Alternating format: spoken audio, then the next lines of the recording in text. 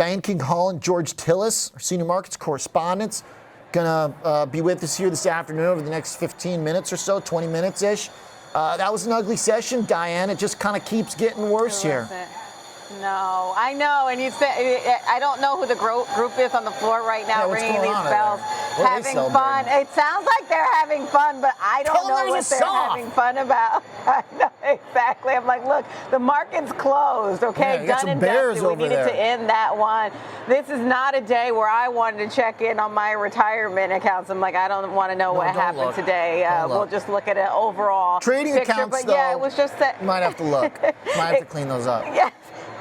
I mean, listen, okay, it was clearly, as you say, it was that breakdown in that AI trade that we saw today when we're looking across the Mag 7. We saw on the low end loss of about 3% when we're looking at, say, Amazon or Apple, to on the upper end, Tesla finishing down 12%. We know that had to do with like what we saw with those earnings from both Tesla and Google and Alphabet. And Alphabet even saying, though, on their earnings call that they think that it's better to invest more in AI than less, and kind of, but the concern for investors has been this can't just be so much a tell me story now. We need to see more. We need a show me story. Yeah.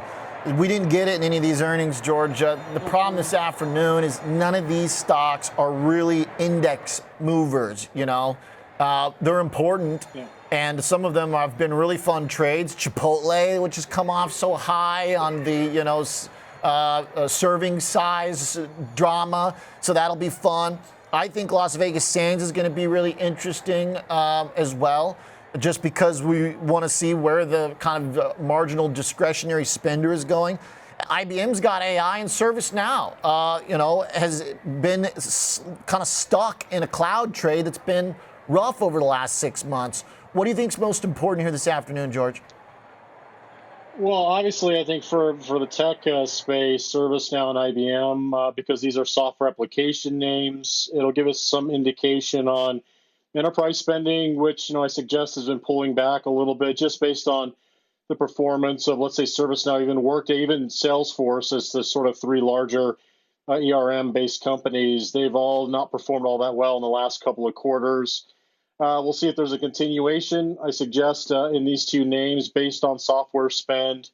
But I don't necessarily think they'll cause more carnage tomorrow, maybe IBM, because it's a little bit more AI-centric in terms of its exposure from a software standpoint. So we'll see if they denote some improving software sales to offset some consulting contraction that actually might give us a little lift, a rebound, if you will, or some catch-up back in the AI trade, which has been devastating, to say the least. I mean, the market giveth, the market taketh away, and it just takes it away very quickly. Okay. Indeed it does. And IBM, which has had a lot taken away from it over the years, I think now is in a really interesting position as sort of a more kind of value approach, arguably, as it's gotten rewarded the last a couple times. It had some pretty big moves. Ford, though, I think we can knock out first as those numbers are coming out. Might be joining Tesla in the doghouse, actually, as shares are coming off pretty hard. They already dropped about 1% in the session. They're down about another 5% right now. Ford definitely getting hit here. A little bit more straightforward of a business, of course, a classic car business, and a pretty classic miss here as far as car businesses go as of late. 20-cent miss on the bottom line. Yikes. Trailing earnings of 47 cents. Street was looking for 67, and the outlook for their EBIT seems basically in line with the estimate, but the trailing numbers definitely a miss, Diane. Yeah, I mean, that's a big miss. And then when you kind of think about what the picture looked like, investors were already concerned about the auto space before Tesla reported, because you had GM numbers. And although GM beat, there were concerns about both the EV space, because they talked about, kind of their issues there, even though that's a small part of their business. And then also the pause on Cruise, and then the restructuring in China. So there was just overall concerns about what the competitive landscape. And then if you are an investor looking for exposure to the space, you were doing better already ahead of today's results from Ford if you were invested in GM versus Ford. Ford was up about 10-11% before today. Compare that to GM, which was up more than 20% year to date. And again, like if we're comparing apples to apples, just initial numbers when we're looking at both the top and bottom line, GM at least was a beat. Yeah, true. GM is looking really strong now over the last couple quarters. Really seems like they're doing it right here. Ford, George, I mean, they've got goals to, continue to electrify the fleet, but I don't think that's as much of a priority. They started really kind of laying out the infrastructure for that. But now that we're seeing the kind of limits of EV adoption over the past year, the price cuts, I think that's where GM gets the edge because it's kind of now the representative of the most pure like ICE vehicle trade in the market. That's the thing. I think both these companies are making headway when it comes to making ground for electrification.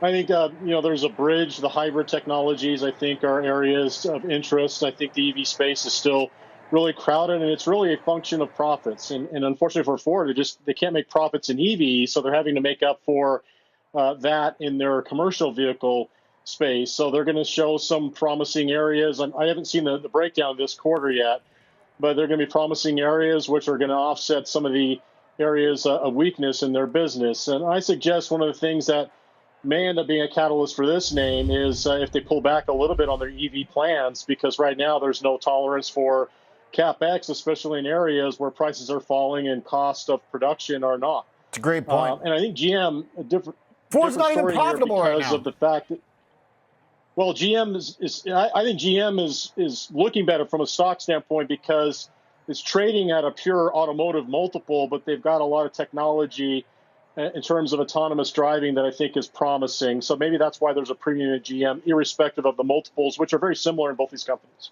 Okay. Good assessment. Love the comparison to General Motors and Ford between a rock and a hard place, trying to build out that EV market, but maybe they're going to have to dial that back. I think you're right on the CapEx stuff, too. And generally still not making money right now, Ford. I mean, they're on track to profitability, which is crazy. So, I can see now why they're getting hit. Tesla and Ford now are pretty much kind of hand in hand over the last 52 weeks. We've got IBM out. I want to go over there. Las Vegas Sands also came out, dropped a little bit, missed some of the estimates, but I want to talk IBM because it's just more interesting given that, IBM kind of brought AI to the world, years ago with Watson. And it seems like they're finally kind of getting some appreciation maybe for their existing offerings. The report from earnings they put out on the headline is that Watson X, which is the updated Watson, fresh with large language models, generative AI book grows to over $2 billion since the Watson X launch. So stock's going up right now. I mean, we could use a little AI winner this afternoon, even if it is IBM, Diane. Yeah, I mean, and George made a great point, too, earlier about, like, what are the earnings that we're going to pay attention to, especially given what happened in the market today. And even if IBM isn't, like, the player that, say, we're looking at in terms of NVIDIA, the Mag 7 in general, but it is good to see that the investment is paying off for them. They beat on both the top and bottom line. Adjusted EPS, $2.43 a share. That beat sales was $15.8 billion. For IBM, they highlighted the strong quarter. They said they saw both growth in revenue and free cash flow, talking about more clients turning to IBM for their tech and the expertise in AI, as they mentioned. So it's interesting to see such a legacy company, kind of come back around to the top of our radar. And they said, given their first half results, they're raising their full year view of free cash flow. They expect that now to be more than $12 billion. Okay. That's pretty decent, IBM kind of like getting with it here a little bit and beating the estimates. So the analysts are still too low on it. I think that's kind of where it does stand out a little bit, George. The expectations are not sky high. That being said, after the rally, but here's the thing. Even though IBM's up a good bit over the last year, the Ford P is still 18. So you can get an AI, a pretty solid AI play for cheaper than the broad market. So I don't know what else you could really ask for, right? I mean, it would be nice if it were like booming growth like some of the other ones, Yeah. but at least there is some growth. It's in the right industry. It might be, single digits, but okay, they're still working off some of the old legacy business that's a little slower. Yeah. I think that's the thing. I think the consulting side of their business, looking at some of the competitors like Accenture have been relatively sluggish, but I think the software business is still an opportunistic area for IBM. And you're right. If you look at the estimates, they may have been actually quite low because considering EBITDA growth at around 4% going forward, one would say going into this quarter, the estimates were quite low to begin with. But it is trading a little bit higher multiple at 18 times versus 13 times average. But that might be based upon the potential growth of the software of their business. And you have to think about the Red Hat component of their business from that standpoint.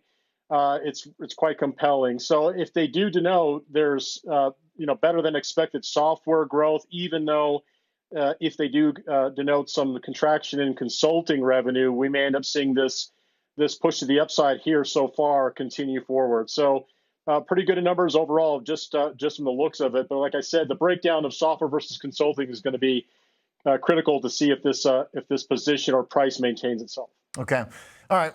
Look, again, top line is not much to write home about, but there's still, a major drag from other parts of the business, to your point, George. I mean, the stuff that's growing here, there are plenty of companies that have flat, outlook for revenue that are being treated a lot more favorably by the market. So I do think that that's something here. Also, I mean, they launched that Watson X like a year ago, less than a year ago, Diane, and $2 billion. I mean, it's pretty good to have that. Yeah. I wouldn't be surprised if we start seeing more IBM kind of marketing of that again. Yeah, absolutely. And, you said the analyst community hadn't been as enthusiastic about IBM when it comes to the AI space. There is some truth to that. Obviously, UBS had expected them to just come in line with expectations and didn't have a lot of, they didn't have a bullish view on IBM. They'll may have to revise what their outlook is off the back of this. RBC, though, had a different outlook on IBM coming into this report. They saw the trajectory for AI and the investment in AI for IBM, and they said their view was the strength of the tail for the infrastructure refresh cycle, and consulting proves to be kind of beneficial to IBM. And so they had an outperform rating on the stock and a $200 price target on IBM. Okay, good context. All right, well, IBM right now is still enjoying a nice little bid, so $195, moving pretty close to that analyst's note. So always, you got to feel good as an analyst when you put a price target change like right before the report, and then it moves it your way. Let's check in on ServiceNow. It's a small move, so we don't have to spend too much time on it because Chipotle is kind of jamming right now. But ServiceNow did beat the estimate for the bottom line on a trailing basis for the second quarter. Sales also edged a little bit ahead of what the estimate was, and so the stock is recovering some of today's loss. But unfortunately for bulls, it dropped $35 in today's session. So what we're getting in the aftermarket is kind of and I don't know, it helps. Actually, yeah, it helps. It's going to almost erase it. So that's good, actually. So, all right, nice. ServiceNow kind of popping about 4.5%. They are still growing at 22%, George. That's pretty good. It is. I mean, if you look at revenues at 22%, earnings, growth estimates are still, somewhere in the 27% range. It's not 30%, but still quite meaningful for a company which overall is broadening out its software base in its CRM infrastructure because they compete with Workday in the HR space as well as CRM. But I think if you look at the context of these numbers, it's quite impressive. The beat, at least on the bottom line, coming at 313 versus the 284 estimate, and sales higher than estimates at 22%. So I think that going into this report, it was trading around 47 times next year's earnings on earnings growth at 27%. So again, one would say it's nearly 2 times its earnings growth in terms of its forward multiple. But for any company that's maybe growing at mid-teens or even in the high, or the low double digits, this is a company that's growing nearly 27% earnings. So maybe it's justified to have a 2 times earnings growth multiple for ServiceNow. At least this is what the market is telling me as it's moving or regaining some of the lost money from today's trading. Yeah, gross margin 83%, estimate 82. That's pretty good. Nice little beat there. Stock responding in kind. That's a good little relief trade there, Diane. That's a good company to have recover losses on the day. It is, and there had been some concerns about the sector in general when we're talking about just the whole landscape for ServiceNow and its competitors. There had been, we'd seen some not necessarily destruction of the shares, but there had been some pressure in the space. So you can see some of that spring back there. Also, it's something that I'm noting in one of the headlines crossing with regard to ServiceNow. Looks like there's going to be some change in the C-suite with the president, COO departing the company immediately. They're saying CG Desai leaving immediately with regard to something that had come out in their 10Q actually back in March. They didn't reveal all of the information there, but it looks like there was some kind of company violation. But that's not obviously impacting the share price right now. Okay. Yeah, that is a good point. As I saw that and thought maybe this is going to be a negative response, but no, market's okay with that. More important are the bottom line numbers, I guess. Okay, last one here. Let's talk Chipotle. Old reliable back. I knew it. I knew Chipotle was going to rally. I was trying not to be biased when we talked about it this morning, but come on. Who bets against this company on portion size? That's the whole point of going there. They gave you great portions. So comps are great. I mean, did we talk about this, Diane? Like, nobody's not eating at Chipotle anymore. They're just taking funny videos. True. It's true. I mean, like, for the benefit for Chipotle, they reported adjusted EPS 34 cents a share. That beat expectations. Revenue, $2.97 billion, so also better than expected. And look, Chipotle was heading into this expected to beat because when you think about kind of the environment where consumers are making certain purchases, Chipotle has kind of held up when it comes to price. One of the things that also had been, kind of it was not necessarily a concern, but a question. They are going to be having a change in their leadership soon. CFO Jack Hartung is retiring. We know that he's been with the company for more than 2 decades. Great guy. I've had the chance to interview him before. But the way analysts had viewed it was that there was a natural transition that's going to be happening there with, kind of the transition from him to Adam Reimer taking over. So you can see both, once again, the numbers are what matters the most. And Chipotle looks like one of those companies that will hold up as the consumer pulls back in certain areas. All right, yeah. I think it's as reliable a trade as you can ask for now, basically. It kind of seems recession-proof in a way. I mean, hopefully we don't get to the point where people get priced out of it, but just that was kind of the irony of the whole thing. It's selling off because people were complaining about the serving sizes. I mean, like, where do you get a better bang for your buck for $18 or whatever in Chicago? I'm telling you, you're not. Other than, another Mexican joint down the street with tacos. So, other than that. But those aren't publicly traded, George. Blanco's Tacos is not publicly traded. Yeah, I don't know, OJ, but I will say this. Taco? I think you're right. I think the value proposition for Chipotle is really compelling right now, and the stock, in the last couple of months has not performed well at all. So some would say this was an opportunistic buy, and I think also just to add to this, the context is the $400 million share buyback that they initiated or announced. That's worth about 5% based upon the closing value of the stock. So away, that's quite compelling. But I think the beat also on the bottom line is what we needed to see, especially the going forward store openings as well as same-store sales in the mid to high single digits. So both of those things speak to higher revenues, but also higher operating leverage, and that's what you want when you're investing in a restaurant stock or anything in the retail space. Yeah, well said. All right, nice numbers, 11% comps. Throw in a $500 million buyback, and okay, you got yourself a recipe for 11%. Hopefully now they'll amp up the portion size again. All right, I'm gonna go. I'll do a channel check. I'll let you guys know tomorrow. Thank you.